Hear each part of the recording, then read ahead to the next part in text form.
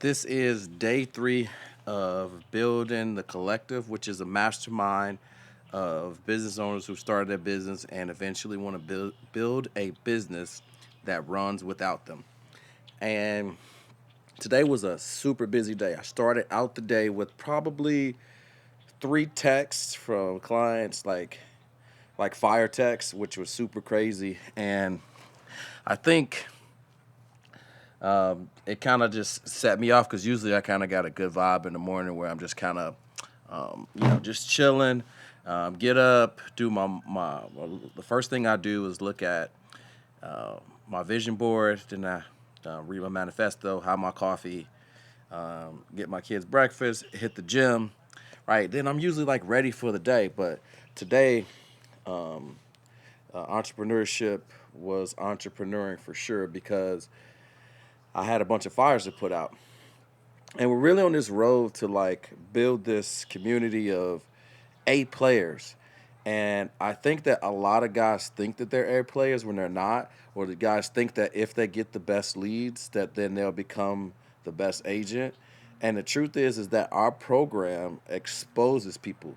And so if you don't know, I already have an eight-figure agency that helps agents to write 100K per month. We just had three guys, two do 150K and one do over 100 in the month of June.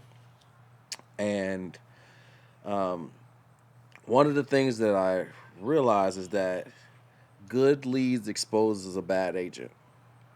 And one of the lessons that I've been learning, it's a pattern that I'm seeing, and it's called the broke agent trap.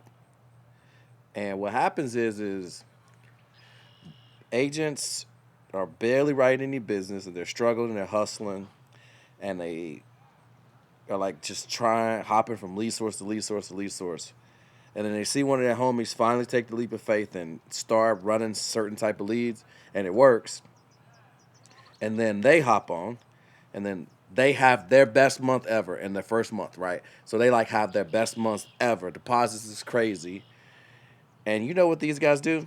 They have the great idea that they need to try, now that they have this money, they need to try to find out how they can get these leads cheaper. So they find some agent with a side hustle or anybody that's marketing to just sell you exactly what you're looking for is cheaper leads. And then they go and they try to, after having their best month, they don't run it back. As soon as they have their best month, they go and they leave. And then they go and try something else and then it doesn't work. And then ultimately they burn all the cash that they just finally made. And then they come back. And this happened to my client. He made $1 million last year running the leads, and he paid 120K for 1.2 million cash. So he made a 10x ROI, right? Genius. But then he was like, all right, I want to own my own system. And, I could get the leads for cheaper. And some guys like, yeah, I can do this. Go look at the ad account, the Facebook ads library and do that. And then, you know, he succeeded, right? He probably spent, 50%. So he probably only, instead of spending 120K or 10 grand a month, he probably spent 5 grand a month. But the caveat is he only made half a million bucks the next year. And this is the lesson is that cheaper leads don't necessarily lead to bigger revenue or more profit. And so you don't need cheaper leads, right? You need to stay consistent, have high quality leads, and you don't need to become a digital marketer, right? You need to leave that to the experts. I've spent at least 10 million bucks on ads in this one ad account. I think I can spend $100,000 a day. We got a $250,000 a month credit limit, endless amounts of data. Every single person who's ever run a lead from us, probably 100,000 leads, every sale made. We got all the infrastructure and the data all in Google Sheets. The color coded Google Sheet came from us. And so when you're going to run your own leads, what you have to realize is that Facebook is an auction bid. So when you're bidding, right, and you're spending 25, 50 bucks, $100 a day on your ad account, we're spending $5,000 a day. If it's an auction bid, we're going to get the cream of the crop. We're going to get the top, and you're going to get whatever's left because it's an auction bid.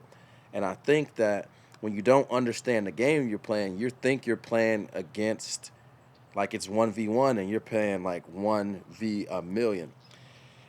And you don't know what you don't know. So what's the moral to this story? Is, you know, the word focus is an acronym for follow one course until successful. The other piece of that is once you get successful, how do you stay successful? Once you get successful, how do you stay successful? Because it's not how much money you make, it's how much you keep. And it's not like in a month how much money you keep, it's how much money you keep over a long period of time so that you can weather the storms, the ups and downs of being in this business. And the lessons like these, the $100 million lessons that John Wetmore teaches, this is why you need to be a part of a community of guys that are operators, not just hustlers. Hustle's only going to get you so far. Not just guys who are sales people, because sales is only going to get you so far on your own. And then you need to have systems in place. You need to build teams. You need to have infrastructure, right? And then you realize that marketing is more important than sales. Well, what do you mean by that, Arturo? Because if you have the best salesperson and he has a dried up pipeline, a cold pipeline, or old pipeline, it doesn't matter how good he is, how good his script is, how great he is at closing. If he doesn't have enough opportunities, right, there's only so many sales that he can make. But you can take an average to less average rep. You give him a bleeding, a starving market with a bleeding neck from great marketing with a full calendar. He will outproduce a top sales professional in any arena. And that's why marketing is so important, because marketing creates the demand for the sales. And these are the types of things that you want to learn inside the rooms of people who've done 8, 9 figures. And especially if you're going to these sales trainings where they're not teaching, they're not even for you. If you're doing, anybody that's watching this video, those sales trainings aren't for you anyways, because those are for the guys that are just struggling to do 20K.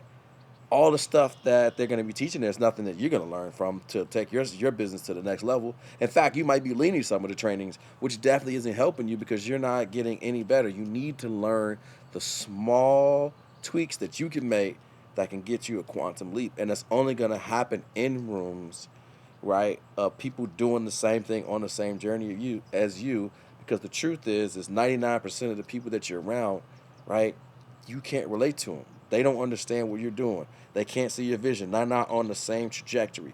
And this is why we created the collective in the first place. And I'm so excited about this. July the 28th and 29th, man, it's going to be absolutely incredible. Just a couple lessons and thoughts as I'm documenting this. I don't know if you guys like these or not, but this has been fun. The first one I did, I really didn't want to do.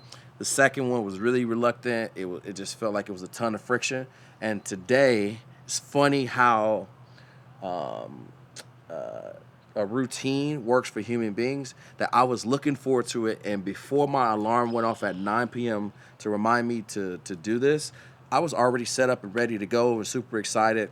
So hope you guys found value in this day 3 of building the collective mastermind to 100 members. I'll see you tomorrow. Let's go.